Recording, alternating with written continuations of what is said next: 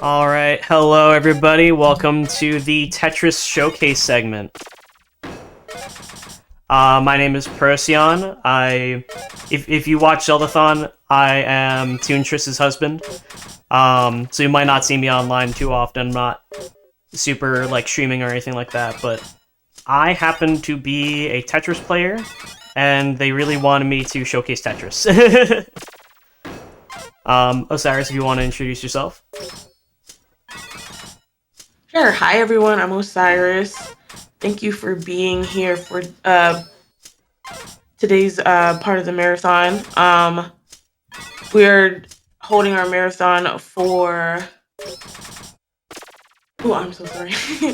Starlight.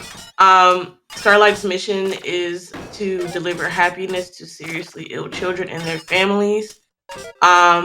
This is their broadcasting reaching charity. Starlight supports over 800 children's hospitals and other facilities across the U.S. So, the big thing with this segment is I'm actually going to be showing off multiple versions of Tetris, because believe it or not, there's a lot of different versions, and they all play very differently. I'm mainly playing some classic versions that still have, active player bases. So, I'll be playing NES Tetris, that's on the screen right there. I also have Tetris the Grandmaster, which is an arcade version, very popular in Japan, and Tetris the Grandmaster 2 that I have loaded up on a different Switch. I had it loaded up on a different Switch, because if you donate $5, let's see, yes, if you donate $5, I have to instantly swap games. If you put in the donation, which game you want to see, NES, TGM1, or TGM2. That's a $13 donation already. Yeah, put in which game you want to see, and I'll swap to it. If you don't put in a game, I will just choose randomly. So with that, let's see if I can get this set up. Let's start with NES first.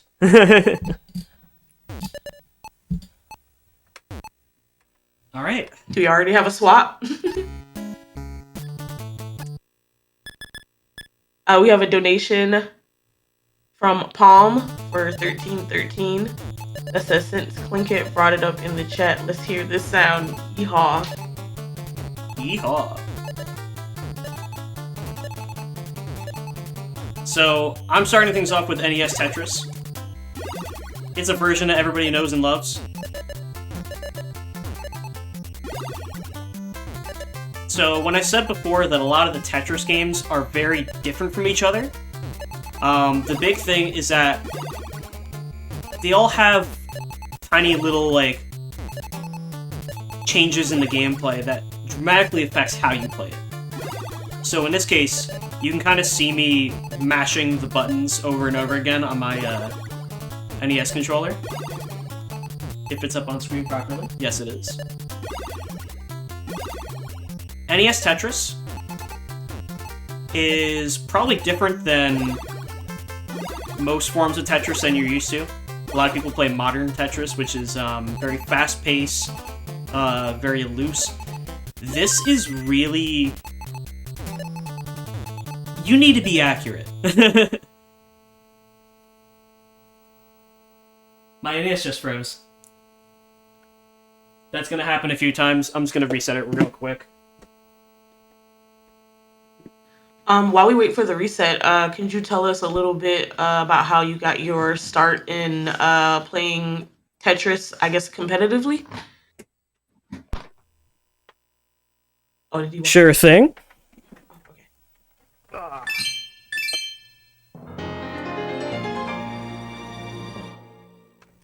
So, really, I just started playing NES Tetris when I was a teenager. My first Tetris game really was the Game Boy Tetris, the one in the original Game Boy. I had it as a 3DS Virtual Console. That's what that's called. I played it a ways back when it was just put onto the 3DS eShop. And I was like, yeah, sure, I have, like, nothing to do. I watched a task video of somebody getting, like, a gazillion points in Game Boy Tetris. And I thought, wow, people can really do that? Let me see if I can do that. I can't. But it's a good motivator.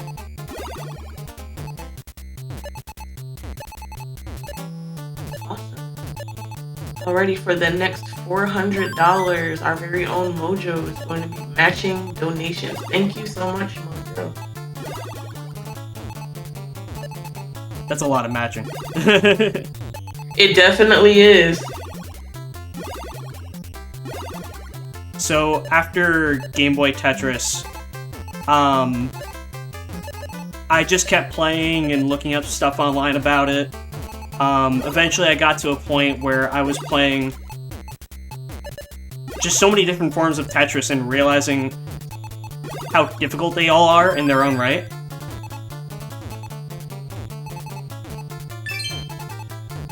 Do you have a favorite? Probably TGM series. It's what I've been playing a lot right now. Was that a $5 donation? Yes, we did get a $5 donation from Arco that says, good luck, one Tetris, the Grandmaster, the Absolute 2+, please. Alright.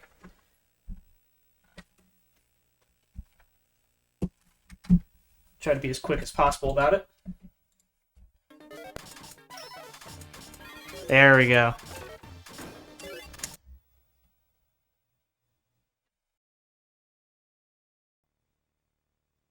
Awesome.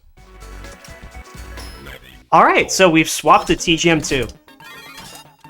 Just so you guys know, this is going to really bend my mind trying to get used to the different Tetris games. So, like, I'm going to start playing really slowly when I'm,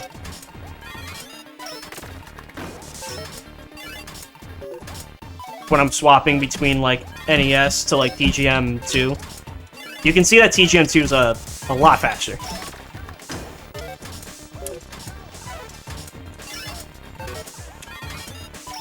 So I, of course, have played Tetris before, but not at this level. Do you have, like, a method that you use to place the blocks in a way hope you win? See, it's a good question, because it genuinely is different depending on the game. So, in NES Tetris, when a piece touches, like, the very bottom to the ground, it locks into place almost instantly, right? Mm-hmm. In this game, you can see that it kind of slides around a little bit. So, you don't have to be nearly as, like, instantly accurate with this game. So, in Tetris, in NES Tetris, you kind of want to stack in a way where your board is kind of sloping from left to right, going down.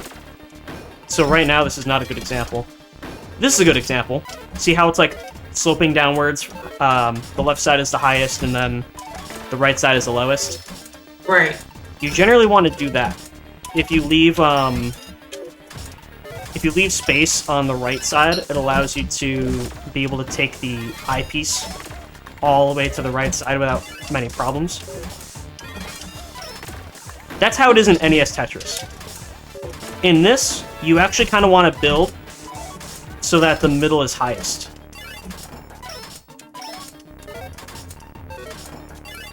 Kind of like this. The reason for that hasn't happened yet. So, as you can see, the game is getting progressively faster. Right now, we're in a funny part of the game where it intentionally slows down just to trip you up. But it's going to start getting really fast really quick.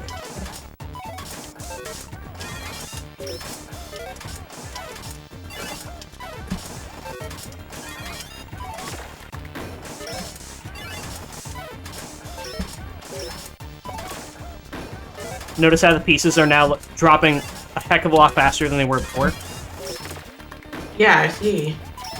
It gets to a point where the pieces are going to start spawning all the way at the very bottom of the screen. When that happens, it's difficult to slide the pieces around.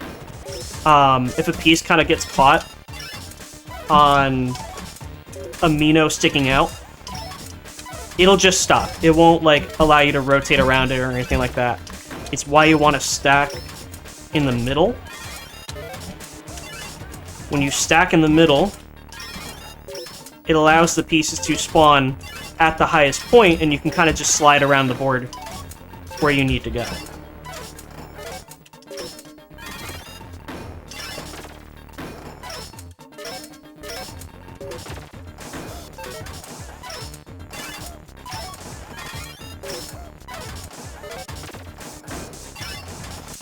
This is so cool to watch. I just place the blocks anywhere and hope for the best. There is specific strategies that allows you to survive as long as possible. See, like right now, I'm kind of... Hold on, I gotta try to survive this.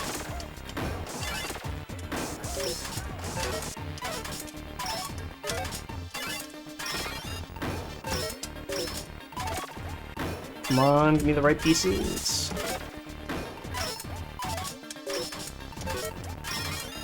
Okay. Okay, we're living. Yeah, you can see how I'm stacking in the middle. Pieces are kind of spawning way, like, at the bottom.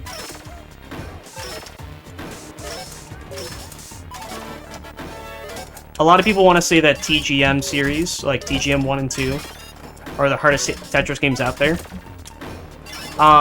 They're certainly difficult. But really, it's just a very different type of playstyle.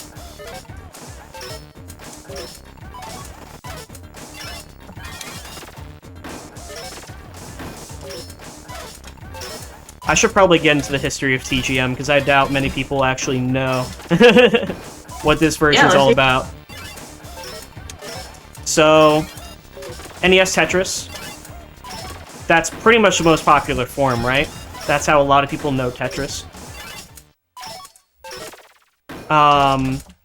NES Tetris is what's popular in the West. You know, there's a distinction between, like, how Japanese players... Arcades are more popular in Japan, while in America and, like, in the general West, consoles are just a lot more common. This is a version of Tetris. I'm gonna have to fix my board real quick. Ugh.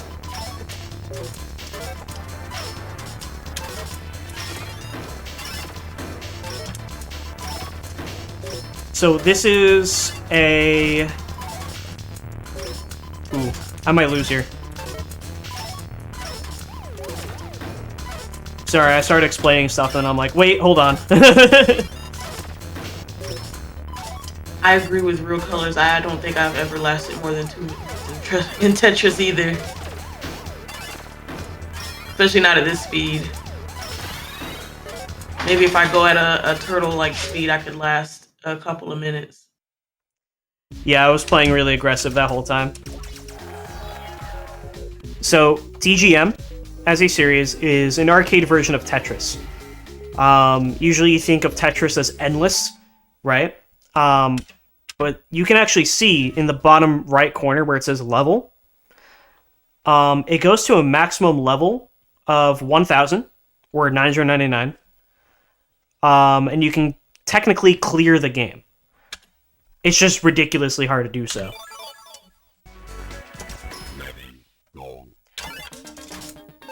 So, TGM is sort of a spiritual successor to Sega's version of Tetris. And if you don't know that one, that's because that one is also mainly just popular in Japan. So in Japan, when people think of Tetris, they think of Sega Tetris. In America, you think of NES Tetris.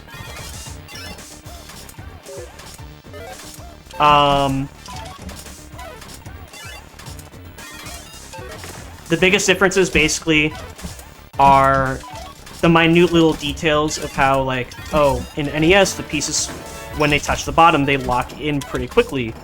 In TGM, you get a little bit of time to be able to move things around once they touch the ground.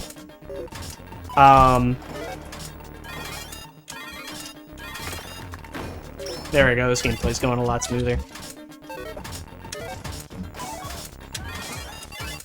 There's just a lot of, like, minute little details.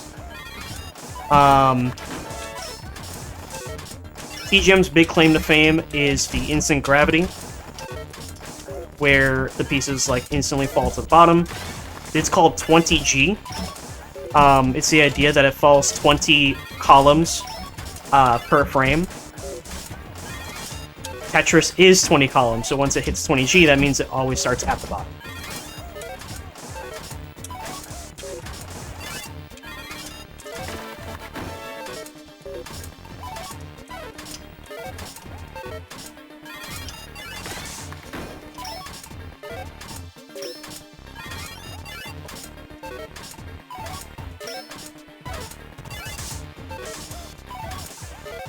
Oh, I never answered this before.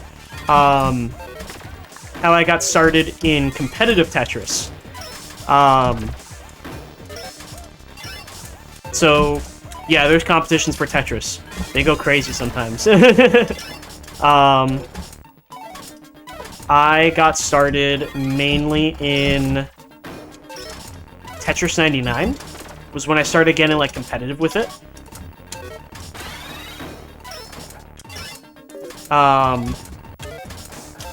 Tetris 99 is actually made by the same studio they made the TGM series. They're known as Eureka. You might know them because they honestly have worked on a lot of games. I think they were an offshoot of Capcom. It was previous Capcom developers, like the same developers who made Street Fighter 2 made this. All right, we have a $5 donation from Who Knows that says GameSwap. GameSwap. Didn't say a specific game, so I'm just gonna go to TGM 1. We haven't done that one yet.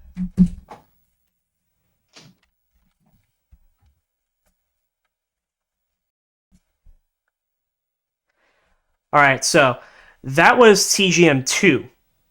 That was the second game in the series. This is TGM 1. This one is a little bit slower.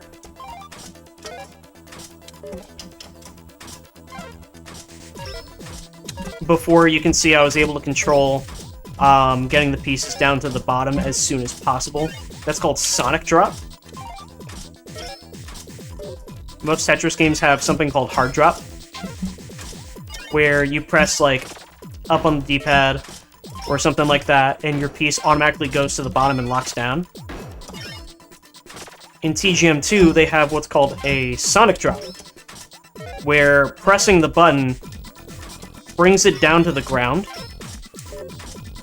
but it doesn't lock it into place.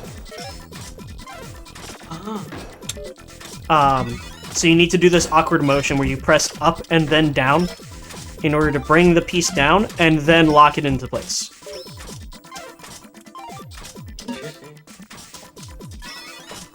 I'm playing a little silly right now. Let me bring this down. What are you gonna say? Real quick, just wanted to remind the chat about the Metroid Fusion bid war. The bid war decides the starting location for the run. The main elevator is currently losing by a lot compared to the random starting location, so get those donations in.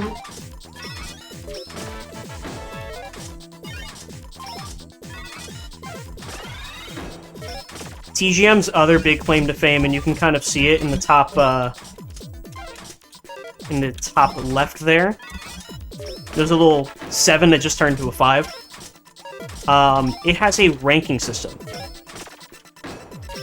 So in these games, the faster that you play and the more efficient Tetrises that you get, or just clearing 4 lines in a row, the better your rank becomes.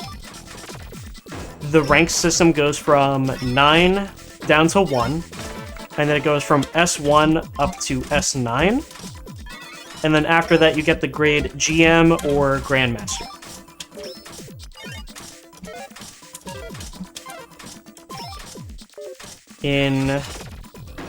Throughout the entire TGM series, it's kind of a feat to be able to get Grandmaster in the different games.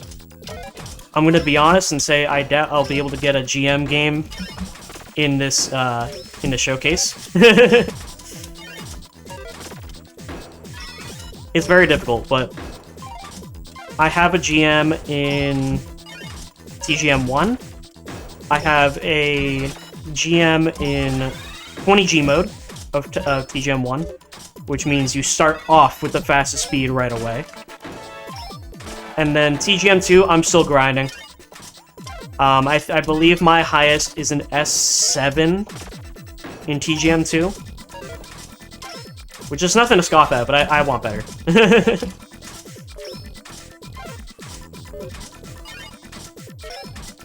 For now, I think... Sorry about that. No, you're good. I was just gonna ask, are there a lot of Tetris-related competitions? Do you frequent any? Yeah, so...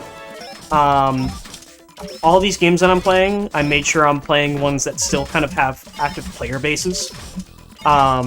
There's plenty of old Tetris games out there that aren't that good, quite frankly, or maybe they are good, but nobody plays them or anything like that. The TGM community is less so about competition, but more so about leaderboards, and things like that. So the biggest community for TGM is on a website called theabsolute.plus. And that's just a joke on the actual full name of TGM2. The full name is Tetris the Absolute the Grandmaster Plus. Oh, that was a bad misdrop.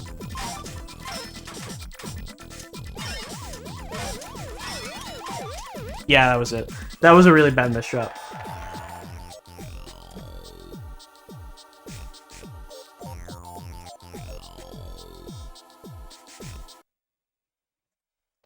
Alright, start it up again.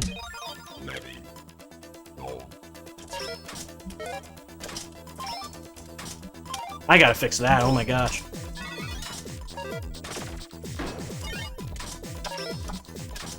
Alright, no, we're good. We're good.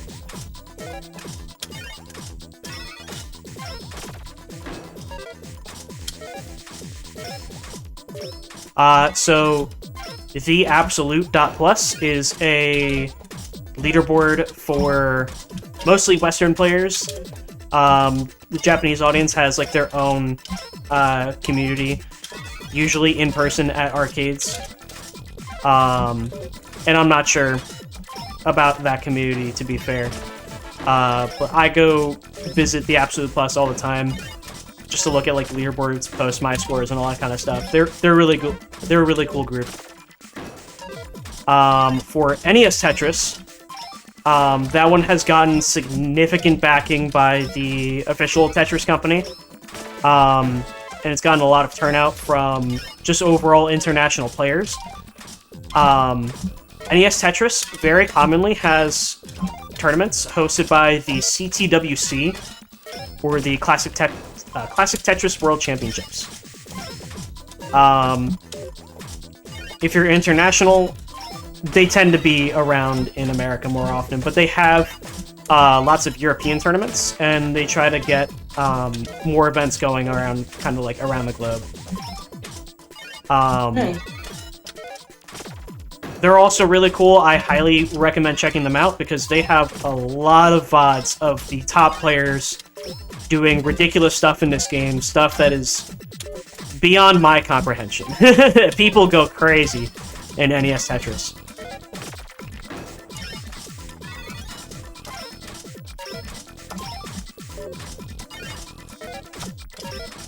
I'm gonna try to play a little safer so I can get further into the game.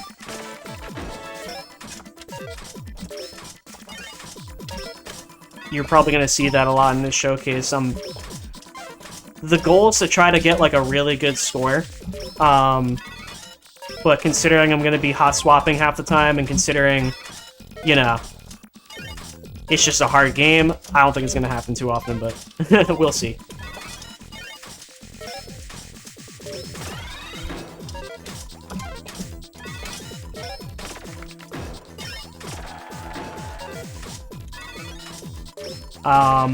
When I say playing it safe, let me actually get like a really good example of it real quick.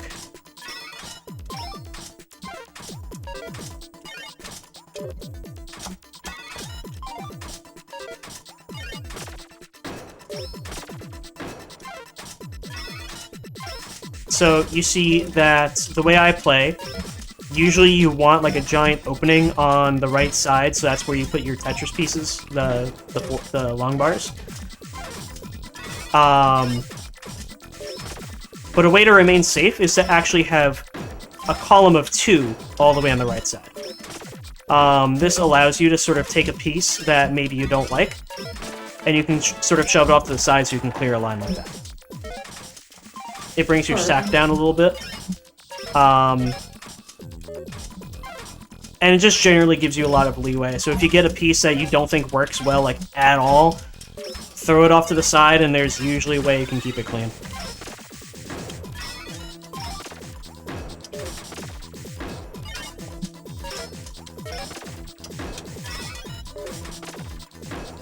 T-spin? T-spin! Alright.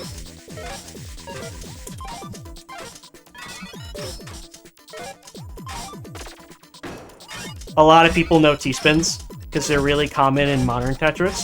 They're not that helpful in these versions. Well,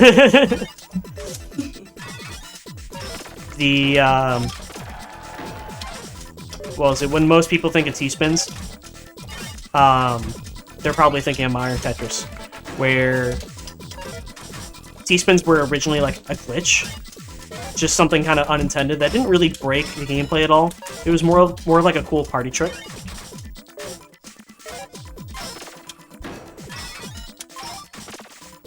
So the developers didn't really think to do anything with it.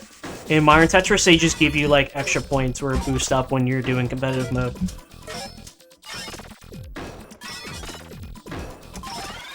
Oh, and I never mentioned this before.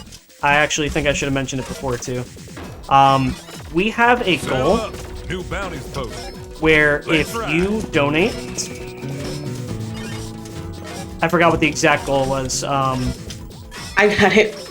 So we have an incoming bounty.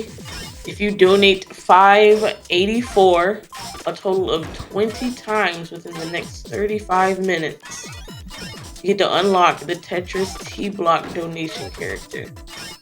Oh. Hey, listen, let me try to get more T-spins. They're not helpful, but they're stylish as heck.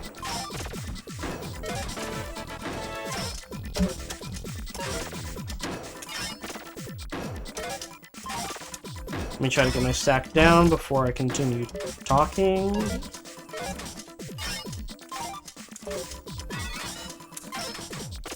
Cool.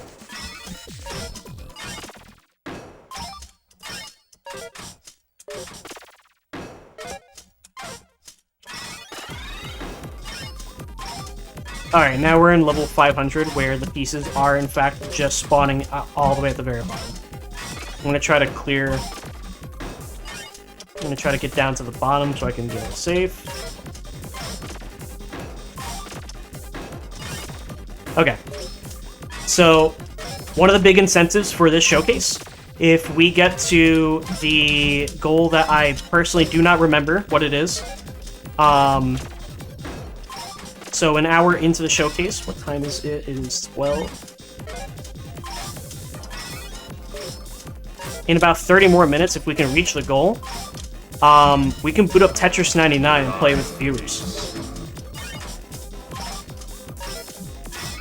So, if we reach that, we'll host some TGM, Tetris 99 lobbies, get you guys to join in, play with me, and I'll show you what Tetris 99 is like. Because that's a whole other can of worms. All right, we have our first 584 donation from Clinkit that says yeehaw. All right. If we don't know which game that is, then we're gonna go right to NES.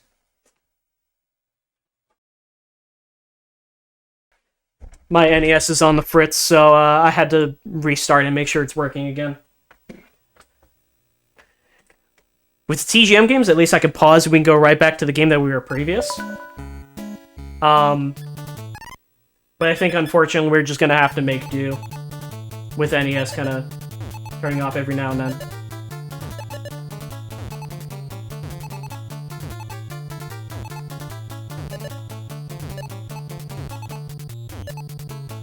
Yes, Real Colors, thank you for the reminder. Your donations are being doubled.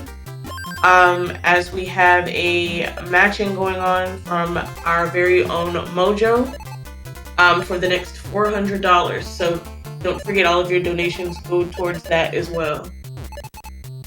So true. Donate now. It means your money is double. Double what you were sending.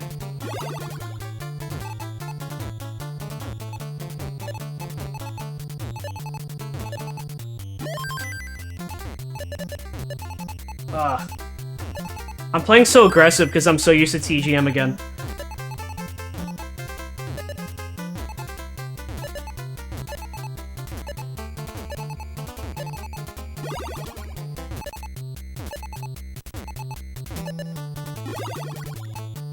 So, the reason why you see me tapping a lot on my NES controller is because in this game, the piece movement can be very slow. Especially compared to TGM, what I was just showing you. So a lot of times, people can actually tap the controller faster than the game is just holding the button down.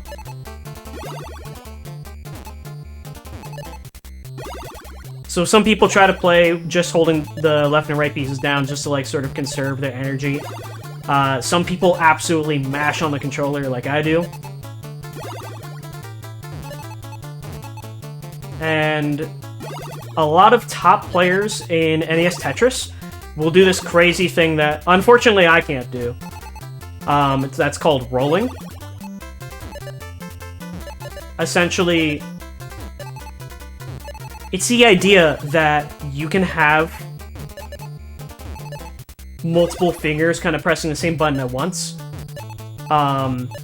instead of having to use the same finger constantly like going up and down. The NES buttons are like really small, right? So a lot of people No place for a square, my lord. square piece. All right, we have another 584 donation from Clinkit that says, does anyone else get the reference from the sound, or am I too old? Oh, dude, no, I love College Humor's Tetris video. Alright, we're gonna swap back to... I want to go back to TGM 1. Awesome, let's do it.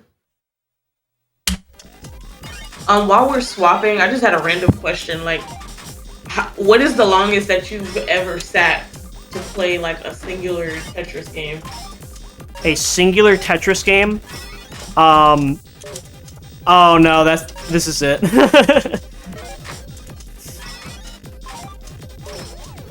Yeah, that's it.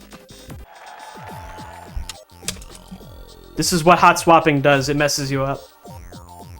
Oh no. So, the longest... So, NES Tetris is really slow. Mm-hmm. Like, it's intentionally slow because you're trying to be as accurate as possible, right? I would say... the longest I've played is probably... I don't know, probably about like 20 minutes. NES Tetris kind of has like a barrier where playing normally without rolling is very, very difficult once you get past level 29.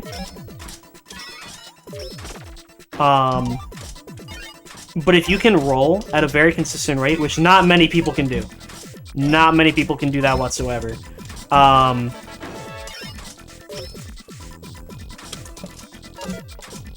If you can do that, the game doesn't speed up past level 29. So some people just play for like literal hours. Is no place for a square, my lord. There is no place for that square.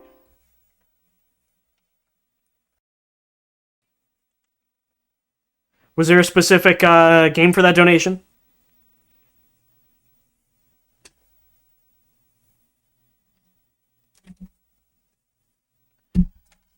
If not, we're going to go to TGM 2. All right, we had another 584 donation from Boogie Poppy that says, "Yeehaw, you varmints! Let's get day 3 fired up." Day 3? Oh god.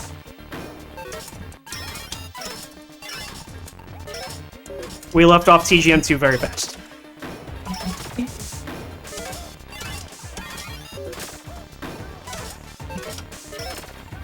I think we could save this.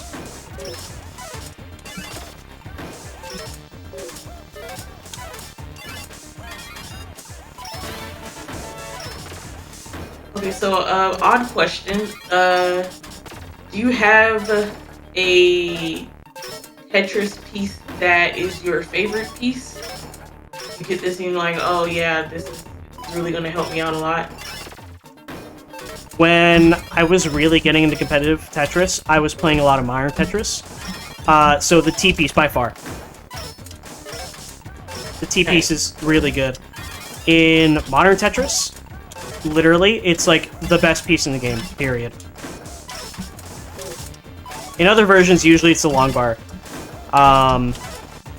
Ooh, that's gonna hurt.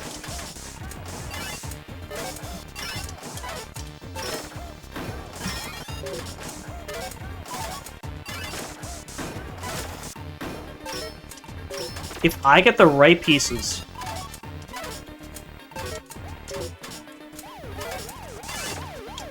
I don't think I'm getting the right pieces. No, that's it. So I guess the opposite of that question, what is your least favorite piece? Tied between the S or the Z, depending on the day. Those pieces are not helpful. I can see that.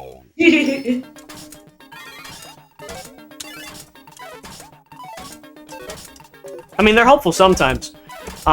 It's the reason why your board can't be entirely flat, because if you get a Z or an S piece, then, like, what do you do with them?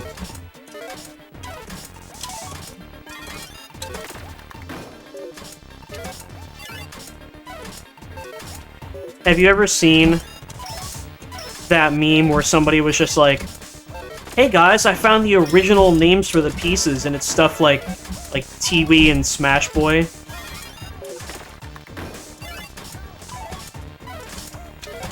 It's all a lie. It's fake. But, like, it's still funny seeing that meme and being like, oh yeah, the Rhode Island and the Cleveland Z. Makes absolutely no sense, but...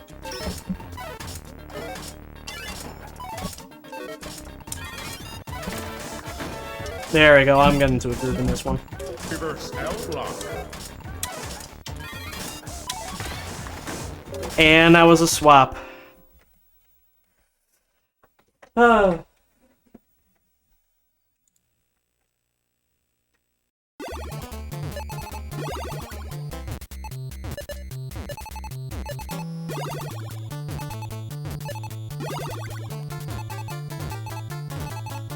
All right, we have a 584 donation from Toontress. It says, "Back to TGM1."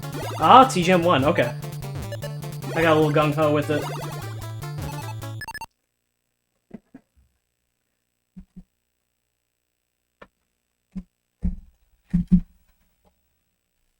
You can see how hectic this gets.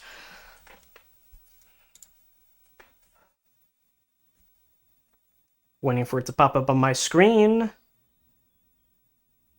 Wonderful.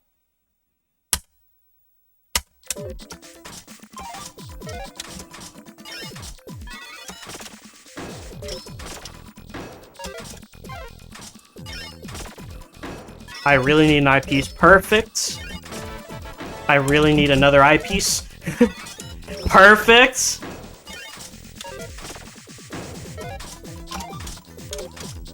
Alright, we're in good fashion.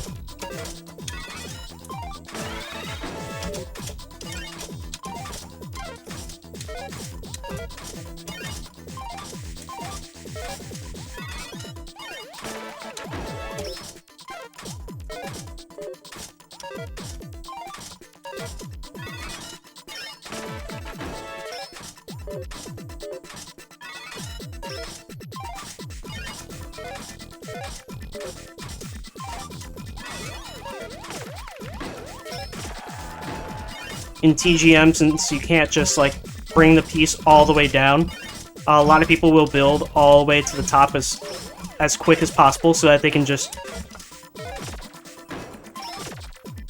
you know, play as quickly as possible. If you have to wait for the piece to move all the way down, then it's slow.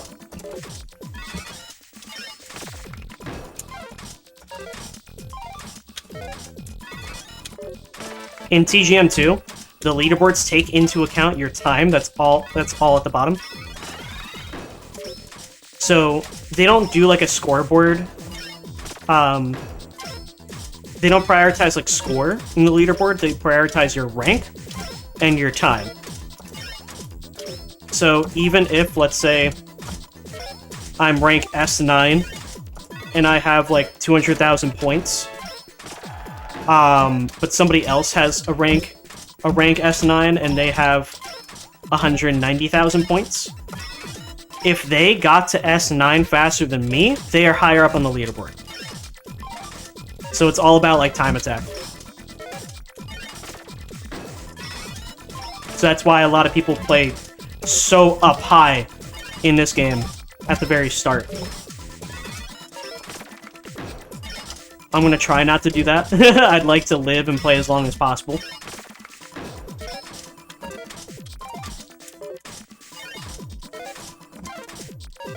Alright, everybody, we have about 20 minutes left on our bounty, and we need 16 more 584 donos. So please, let's get those donations in. Let's get those donations in. I want to play TGM. I want to play Tetris 99 so bad. I love that game. It's so good. And remember, if we're playing Tetris 99, they're going to be public lobbies. You can join in with us.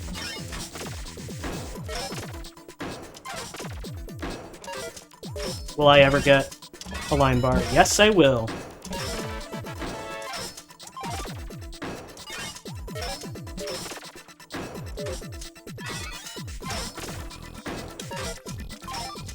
Ooh.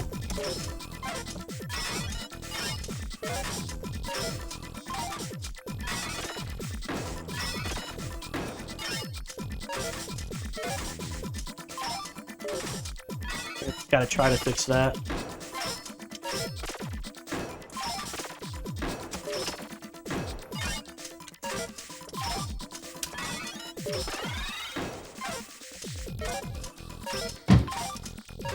Do you think that playing Tetris is more about having quick reflexes or like having a better strategy, or do you think it's like a mixture of having both?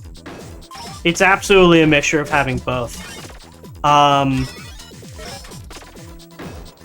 In something as quick as...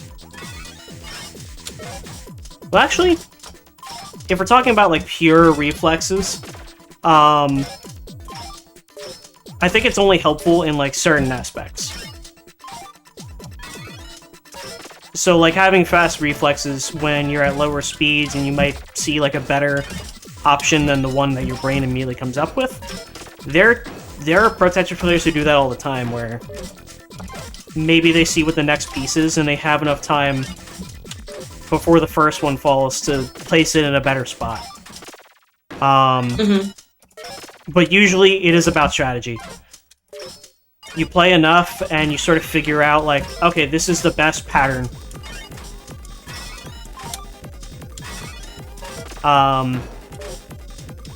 When you're in, like, this sort of weird kind of bored state, you've played enough where you're like, oh, I've seen this before, and you know exactly where to put it. Oh, I got you. It's kind of more experience. Right, I was gonna also, my other question was like, how often, like, you practicing Tetris? Pretty like an often. everyday thing for you? I would say every day, although not every day to the point where, like, oh, I'm sitting there doing drills, or, like, oh, I'm, like, playing with, like, my full focus every single day. There are some days where I take it very seriously, but, like, some days you just need to relax. You know, maybe you play Tetris gently to make sure you're not losing the muscle memory, but you're not playing all the time. That makes sense. Alright, we have another 584 donation from Hunts that says, Honk, TGM2 Honk. TGM2.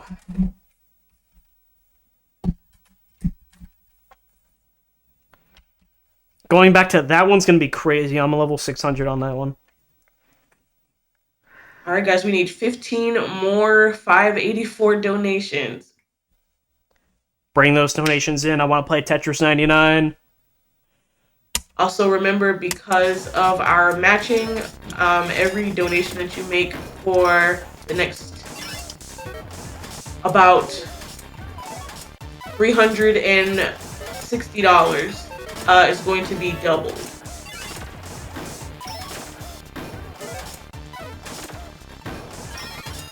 And as much as I want to play Tetris 99, get those donations in.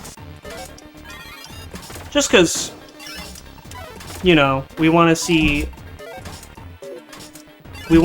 children who, you know, have to be in hospitals having a better time. We want them to be able to relax. We want them to be able to play games and have fun while they're going through, you know, some of the hardest times of their life. Was that another donation? Uh-oh. Yes, we have another 584 donation from Clinket that says, whichever is the oldest one. I don't know the names of the games. The oldest one? Reverse L block. Just a little reminder about what Starlight does. Their mission is to deliver happiness to seriously ill children and their families. Starlight is America's broadest reaching charity. Starlight supports over 800 children's hospitals and other facilities across the U.S. They prioritize delivering programs to kids in the greatest need. And you can donate with confidence. For 8 consecutive years, Starlight received a 4-star rating from Charity Navigator, the highest rating a charity can receive.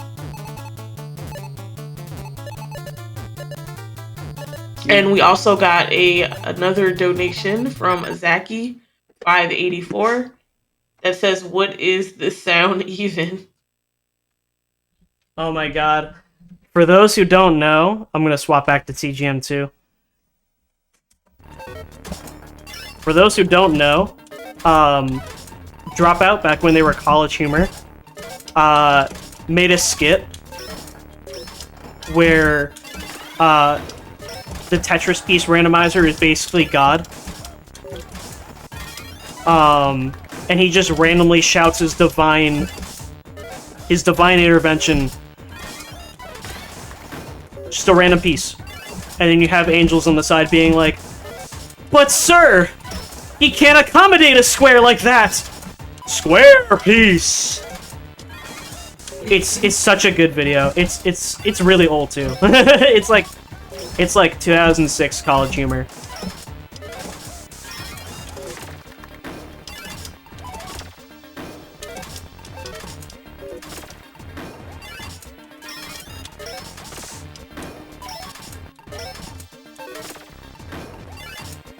I could really use a long bar right now. Perfect.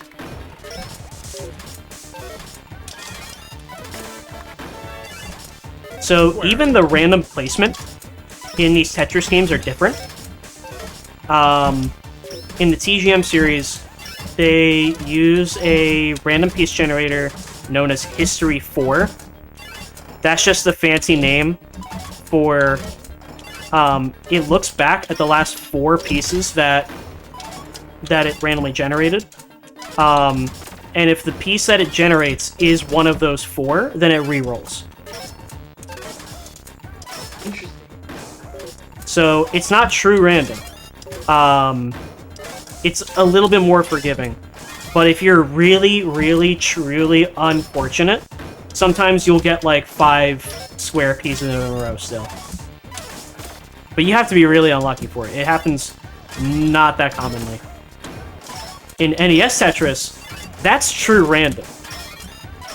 Like, some days, you are just gonna get bursted with 20 S pieces at once. And sorry, you didn't stack well enough to accommodate that. Speaking of NES Tetris, we have a 584 donation from Kalazi5 that says NES Tetris.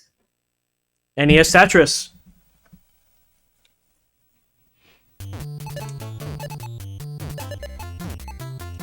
I'm getting a lot smoother with my transitions, except for that T piece on the left there, but we'll clear that one out.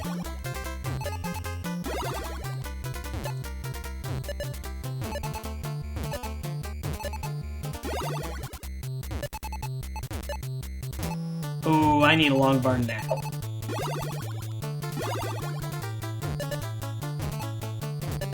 We'll set up for the T-spin, even though... Ooh, alright, we got it. In this version, that's like frame perfect. I think it's 2 frames, not exactly frame perfect, but it's hard.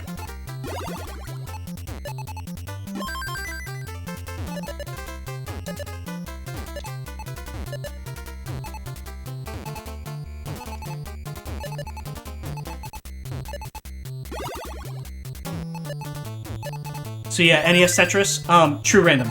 Completely true random. Obviously as random as a computer from 1980s can get. So if you get like 5 squares in a row, like sorry bud, you gotta accommodate for that. If you go like what, like 50 pieces without an eyepiece, sorry, you just gotta deal. It's a tough game, and that's why it's so... I almost messed up there. It's why it's so much about being precise. Because you have to build as if... Line piece. As if you're not gonna get a line piece, but I guess the Tetris god said so.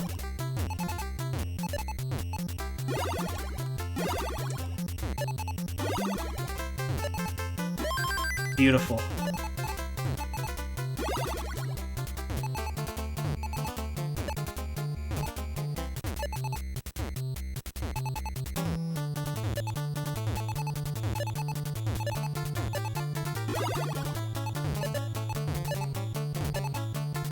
All right, we have another 584 donation from Cheese that says yeehaw. Yeehaw.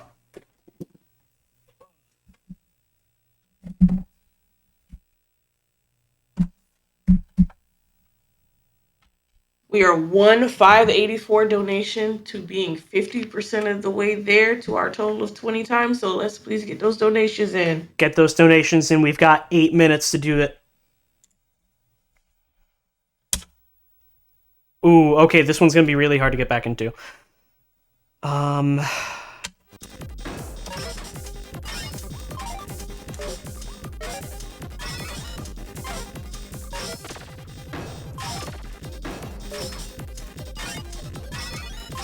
Okay, we got it.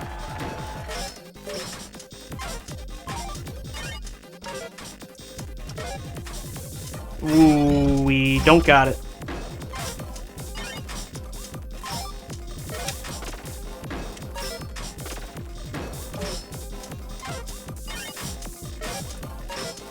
panicking a little bit. I don't think that was my best options there.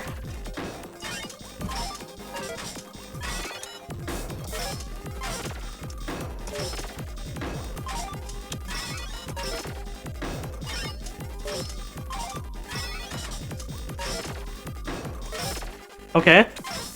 We're getting saved by luck a little bit.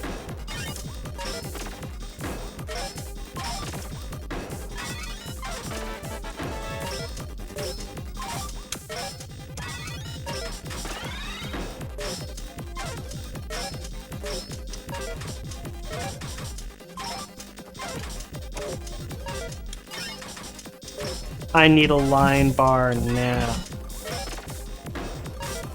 I need another one now. Let's go line bar.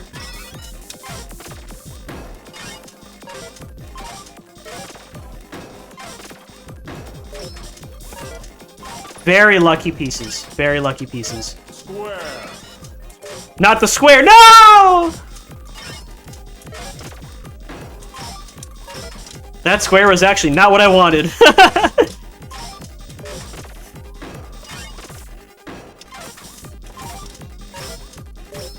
Alrighty, we got another 584 donation from Clinkit. That was a really bad spot to start on. Alright. I'm assuming Clinkit Alrighty. wants NES. What? We have about 6 minutes left for our bounty. And we're 7 cents away from Tetris 99. Square. Oh, we're so close to Tetris 99. Square, my lord. I don't know how much time we'll have to play Tetris 99, actually. And we just got another 584 donation from Toontress. Thank you so much for the donations, guys. We're going back to TGM1.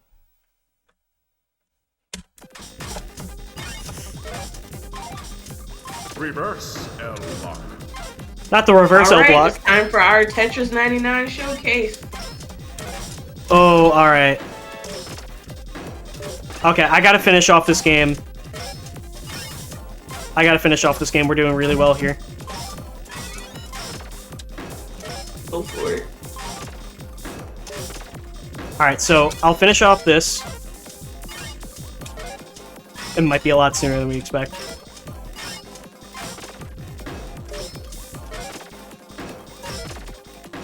So since we're going to be playing Tetris 99,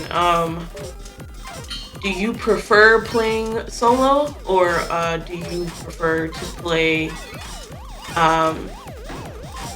like multiplayer version of Tetris? Yeah, that's it. The more modern versions of Tetris are inherently like multiplayer. So like it's made to be a bit easier to play, so you can't really top out.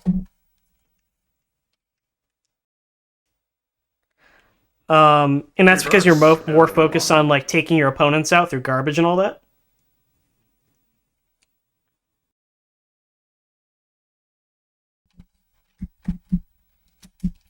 All right. We do not have a whole lot of time left in this segment. All right, the aspect ratio. Let me fix that real quick.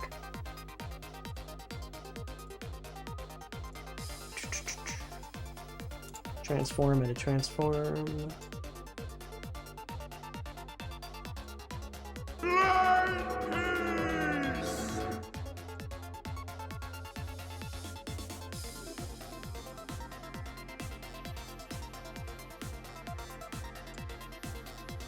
L lock. Good enough. Alright, so here's what we're going to do. I'm going to give you guys a quick minute to open up Tetris 99 on your Switch. Line Yes. piece. We got to be real quick, though. We don't have a whole lot of time in the segment left. Yes. We have some more donations in. 584 from Dennis. It says Tetris Heart. Another 584 from Gannon11. Another 584 from Cheese that says yeehaw. Another 584 from Inclement that said, from Inclement.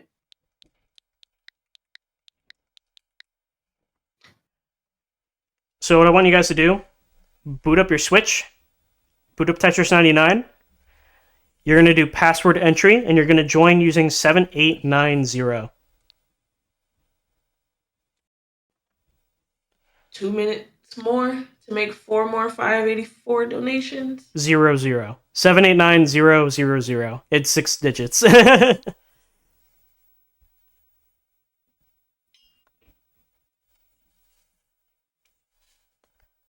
Squiggly. Squiggly. Another 584 donation from Clinkit. Thank you guys for the donations. We need 3 more. Oh yeah, we literally only need 3 more.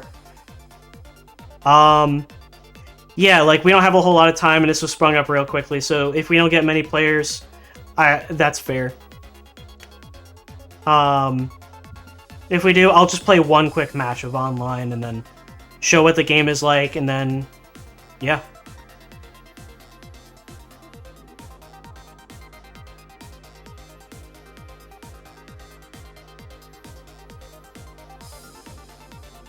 While we're waiting, I'll go ahead and mention that Tetris 99 is very different.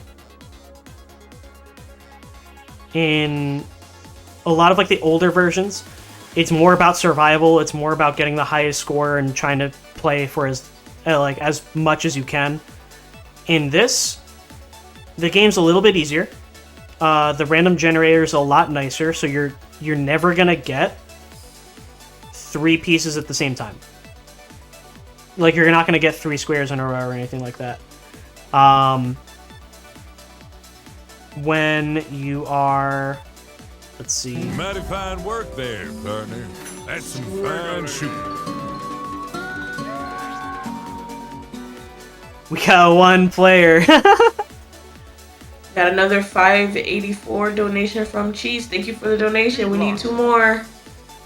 Relatively quickly. Another 584 from Toon Tris. We need 1 more. L-Block. Did we do it? I think we did it. And another 584 from Mojo. Hey! Thank you guys so much for the donations. Let's go. Made light work with this bounty.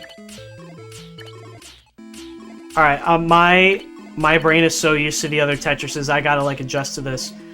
So this game is all about getting Tetrises and getting T-spins. When you're clearing lines and you see the number at the bottom, that is how many lines of garbage that you are sending to other players. What's garbage, you ask? We'll see as soon as I receive some garbage.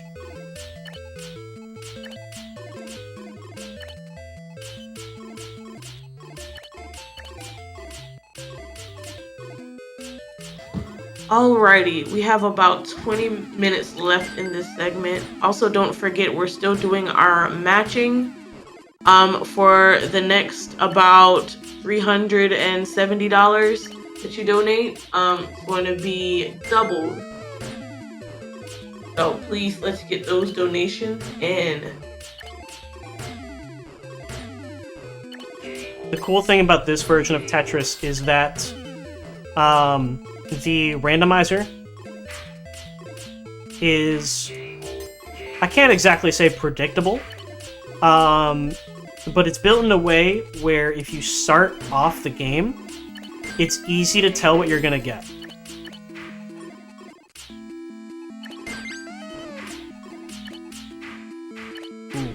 Let me fix that real quick. I'm not used to this theme. I picked this theme because it's got the Game Boy Retro look.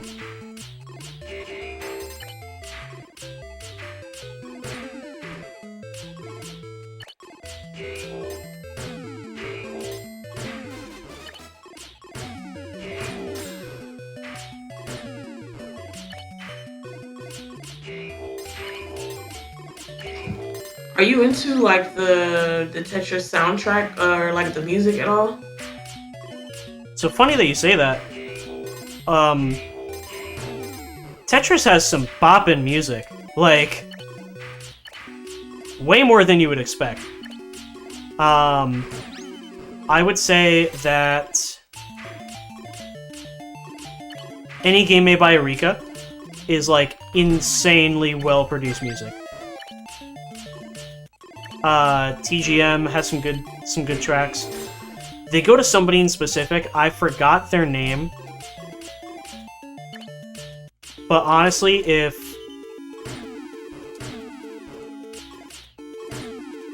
I don't know, if it's made by Eureka, it's gotta have good music. Do you have a favorite track? When I play Classic, I always do the B theme. Let me see.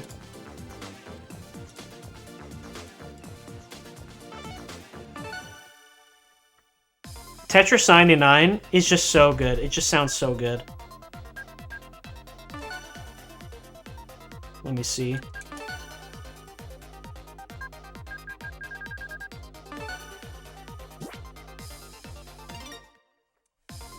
I think it plays a lot of the classic themes when it was in the Game Boy theme.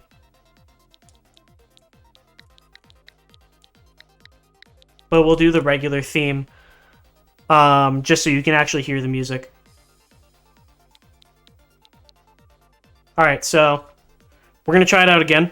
We're going to play another game and do 789000.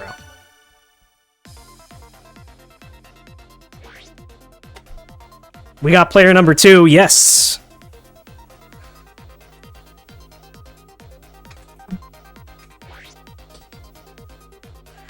Otherwise, I mean, the game will fill up with like CPUs as well.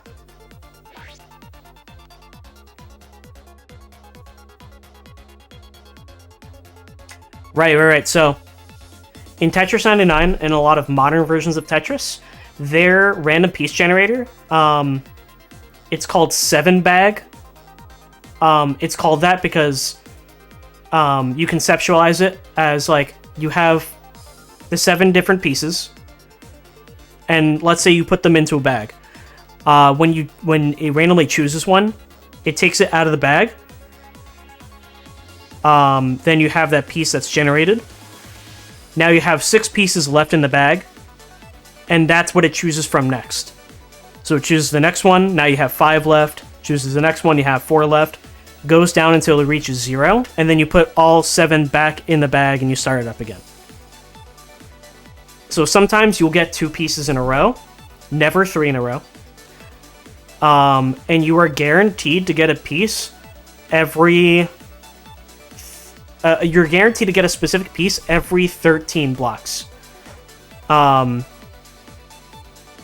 because the generator is so like nice to you, you kind of know what pieces that you're gonna get from the start. So you know the first 7 pieces are all gonna be in a specific order. So knowing that, you can do some funny like start patterns. I'm gonna try to do an all clear real quick. Let's see.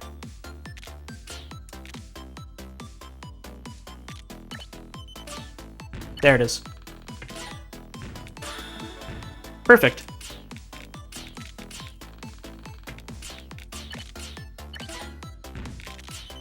Second one. All right. Yeah, that's probably it.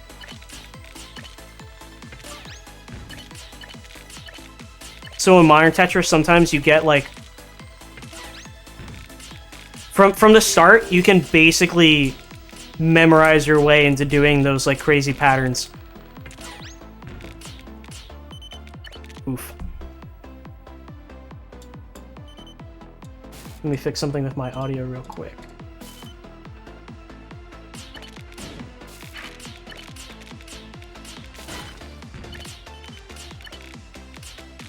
I think what would make this game more difficult for me is the fact that I feel as though if I have like outlier pieces that don't connect to anything perfectly, I felt like I already lost.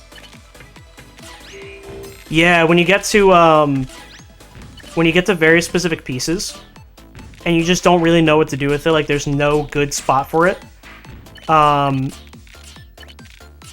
The skill that you kind of have to learn there is knowing if there's no good spot for it, knowing the best possible spot for it. Right.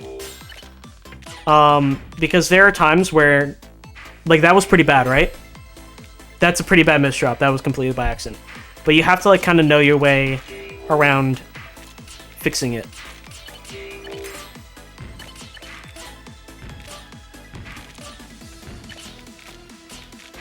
Not fixed quite yet. There we go. You have to kind of know your way around fixing it, and that's something that's only really going to happen with practice. Because a lot of those fixes are... you're not going to see them. You're not going to see them right away. It comes with a lot of time and intentionally messing up so you can kind of practice those crazy maneuvers. Like this is an awkward spot. I can rotate the S piece right in. Nobody's gonna think to do that right away. I surely wouldn't.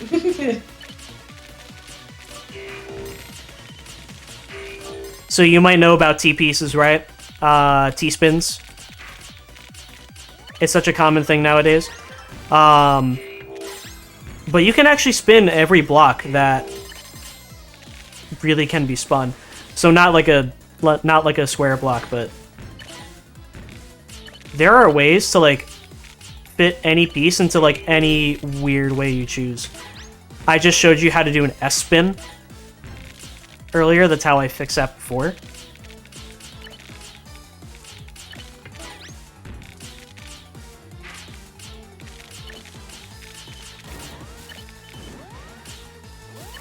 Ooh, that was close. Okay.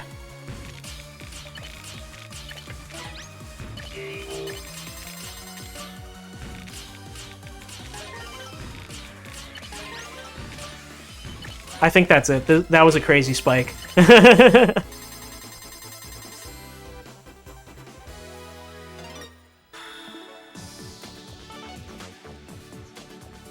Hey, Tris.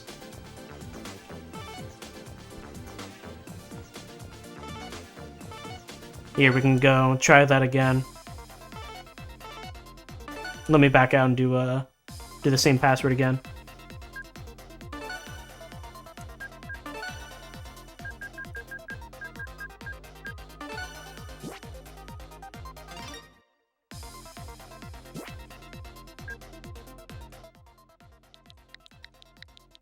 All right, we're gonna be wrapping up in about 10 minutes here. I believe we probably have time for one more lobby.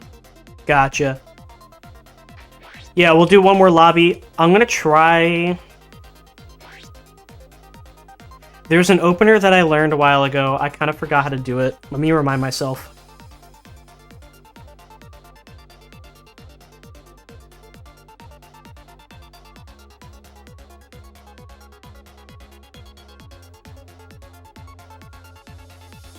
Okay. There's a very specific opener where there's like a certain pattern that you build. And you just do some wild things with a T-piece. It's called a stick spin. I don't think it's exactly in the competitive meta anymore.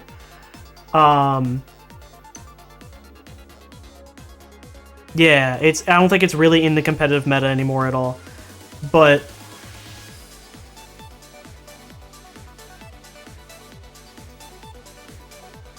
it looks really cool.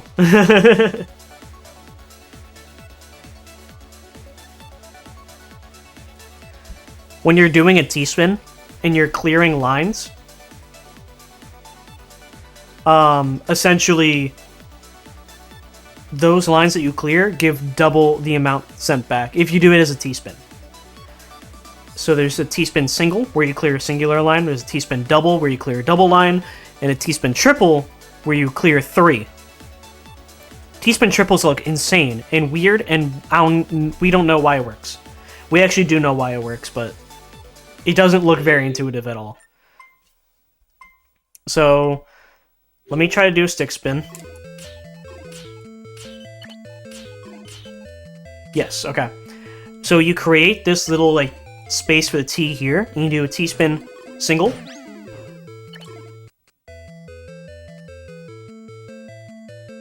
I have to remember how to do this.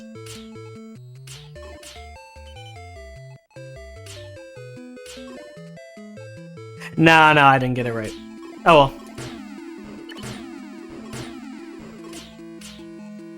It's been a very long time since I've actually played this version. Kind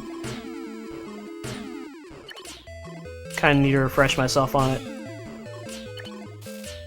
Oh, that's a lot of garbage.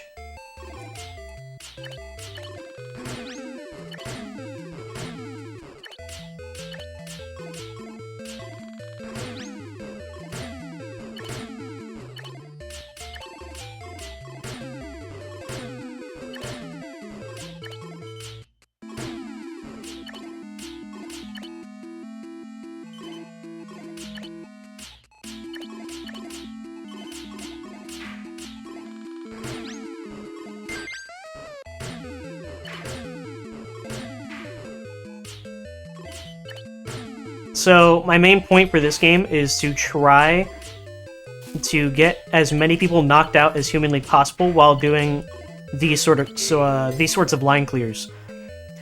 Yeah, when I clear a line, you see that number at the bottom. That means I just sent 4 lines to that target all the way on the left side. I just sent 2, then 1, then 6. And the amount of lines that you send kind of depends on 2 things. Actually, there's a couple things. There's more than 2. It depends on how many lines you are clearing.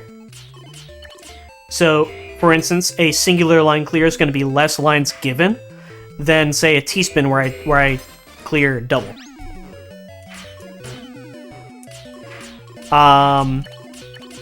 It depends on the amount of badges and everything like that.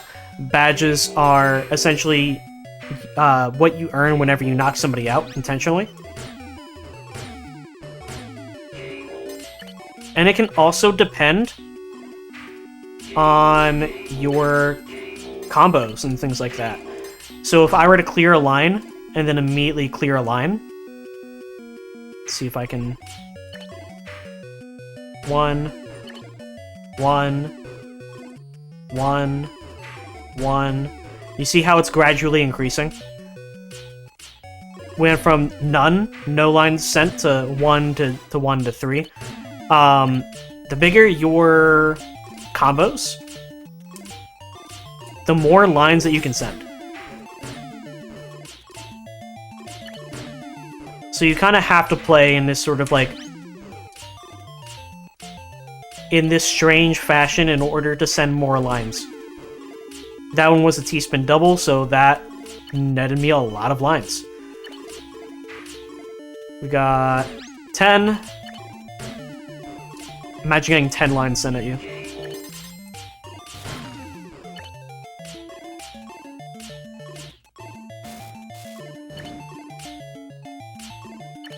Alright, we're gonna go for a really big spike. This is gonna be a lot. 8, 12, 4, 4.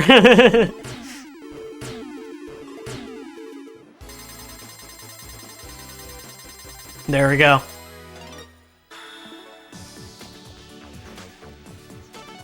Let's see.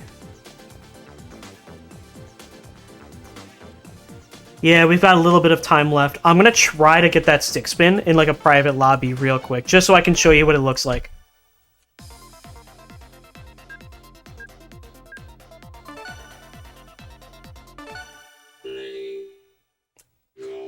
Before, I used to literally just do it. I didn't have to, like, or I'd have it all memorized, but I don't have it memorized right now.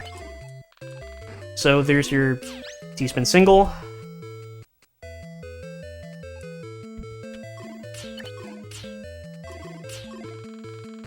Yes. Okay, I'm remembering. Now you have a T-spin double.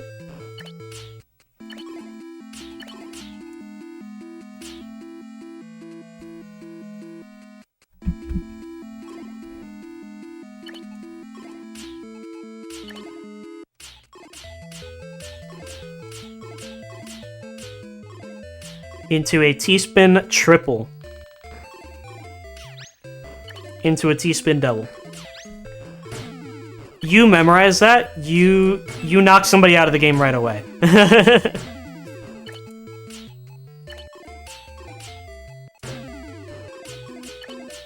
And even then, there are openers that are even more dangerous. You can do that stick spin opener. There's a way to get it into an all clear, which is nuts. I don't know how to do that.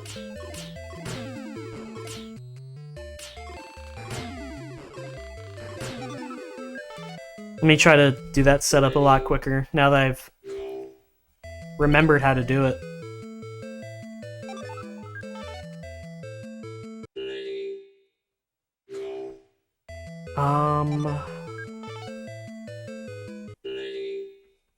Okay, this is a good sequence.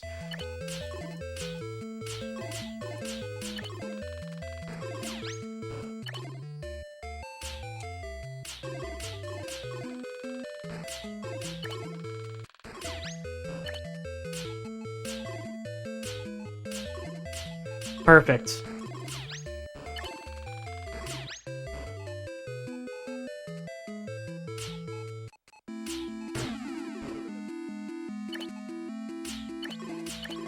No, we were close, but you can kind of see how you can make an all clear out of that.